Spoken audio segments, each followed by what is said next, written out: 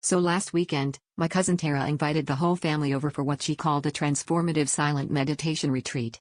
Now, to give you some context, Tara has been through every possible wellness trend. Last Thanksgiving she replaced the turkey with a gratitude vision board, so naturally, we were all a little wary. But she promised enlightenment, inner peace, and a culinary journey for the soul, which, to my dad, just meant there'd at least be food. We showed up expecting yoga mats and maybe the faint smell of patchouli, but instead, there were place cards, a 3-course meal, and, here's the kicker, a note that read, "No talking tonight.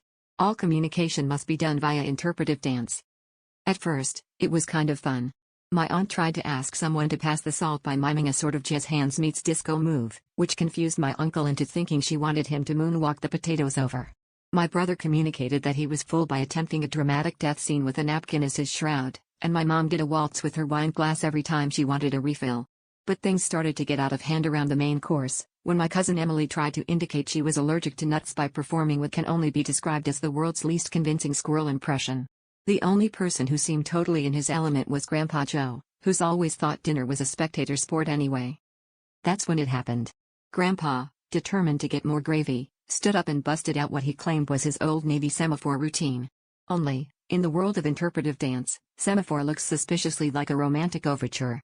He twirled, he gestured, and he ended with a dramatic flourish, one knee down, both hands outstretched, right in front of the mashed potatoes.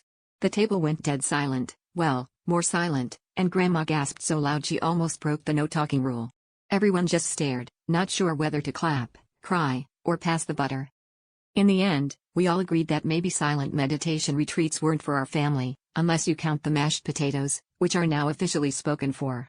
Grandpa claims he has never felt so connected to his carbs, and honestly, I think he and the Spuds are on track for a very gravy relationship.